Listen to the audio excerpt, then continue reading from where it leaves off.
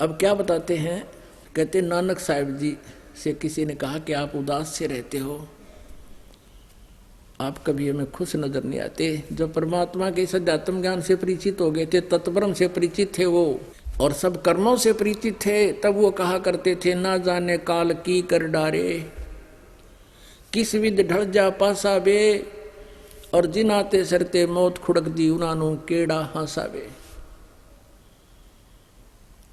या ना जाने काल के लोक में कब के बिजली गिर जा, किस विध ढल जा पासावे। और फिर नानक साहिब जी से पूछा भक्त ने कि हे प्रभु, क्या आप सदा ऐसे ही रहते हो? नानक साहिब कहने लगे, साध मिले साड़ी शादी होंदी, साध मिले साड़ा शादी होंदी, विछड़ जा दिलगिरी वे, अख दे नानक सुनो जहाना, या मुश्किल हाल फकीरी वे। कहते हैं जब ये भक्त, क्योंकि गुरु नानक जी के बहुत से शिष्य हो गए थे और वो सत्संग करते थे, उनके अपने घर पे ही किया करते थे। पहले तो उन्होंने 12 वर्ष तक बाहर घूम कर परमात्मा की महिमा का ज्ञान दिया कि परमात्मा कोई और है, ब्रह्मा विष्णु महेश परमात्मा नहीं है, ये तो जन्मते मरते हैं। लेकिन बहुत विरोध हुआ।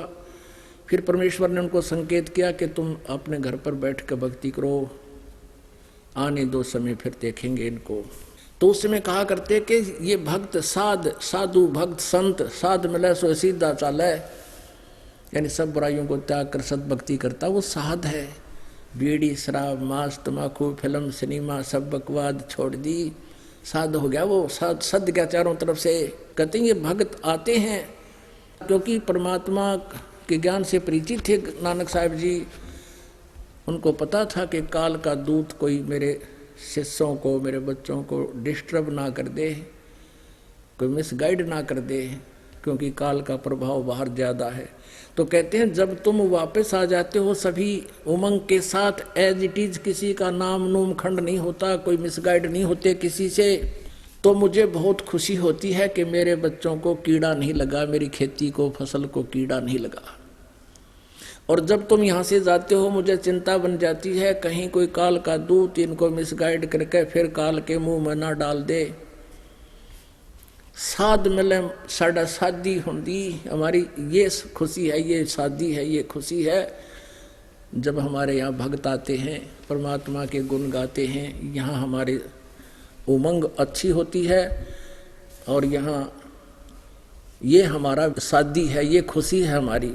और यही हमारे त्योहार हैं, यही हमारी सब खुशी है जो हम सत्संग के रूप में मनाते हैं।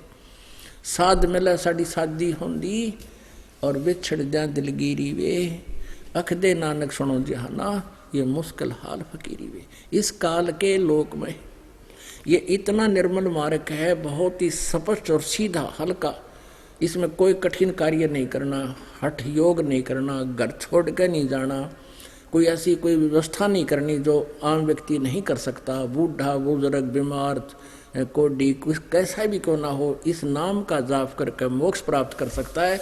लेकिन काल के दूतों से बचा रहे, मिसगाइड ना हो।